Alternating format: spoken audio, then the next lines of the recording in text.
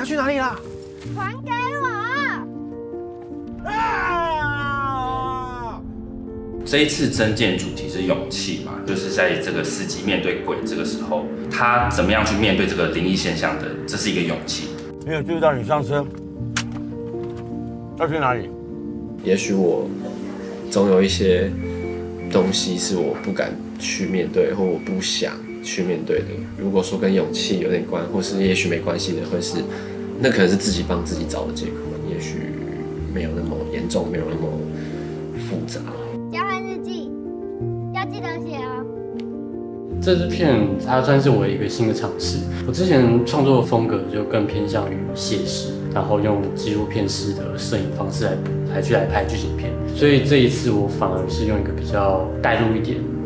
魔幻的元素来去执行这部片。比较纯粹的概念就是不要在一段感情关系里面太过执着，或者是越陷越深，没有发现自己是处在一种很不舒服，跟自己被感受到压抑的这个状态，这样子。你看有没有确认？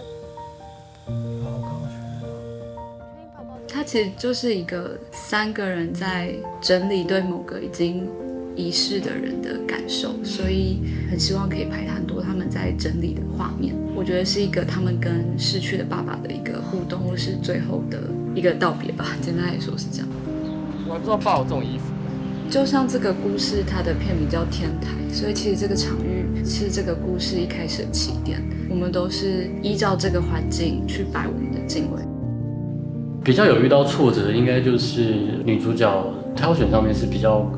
花了比较多时间。最后呢，因为已经有先确定了男主角了，然后就请男主角先帮我们推荐。我觉得都很难啊，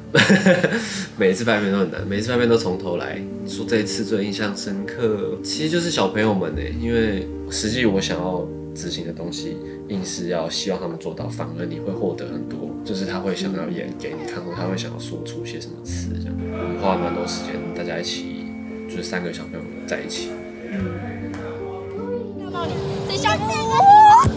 就是天气非常不好了，我们做的车拍架就都没有用到，因为那天雨下太大了，然后后来就变成就是我们在后座，等于是在车子里面完成这件事情，就没有再拉到车子外面。我一开始设想这故事是没有想到会要下雨的，就是我一开始设想可能就是天气好的只是晚上，但是下雨其实反而是有一种另外一个感觉，也蛮符合这一片调性。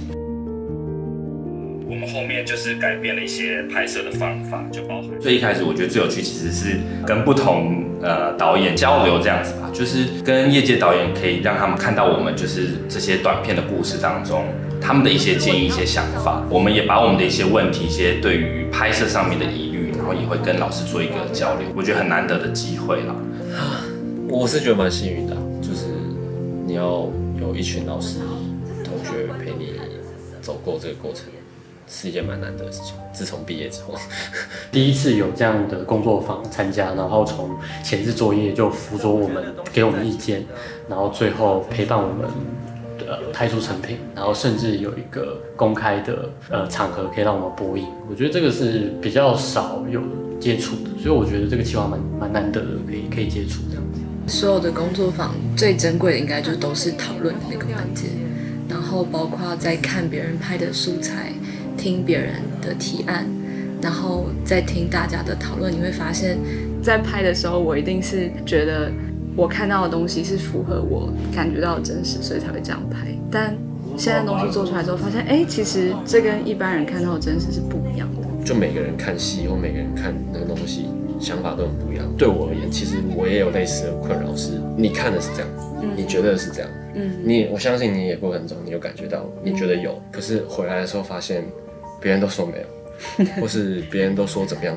就是别人可能没有看过这个故事，透过你的影像，可能就会没有办法做那样子直接的这点，就是想太理所当然了，得要有弹性。而且当大家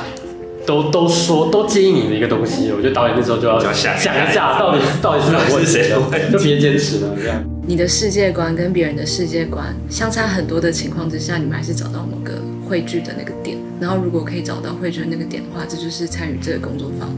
最大的意义，因为你就会更找到说，原来我是这样的人。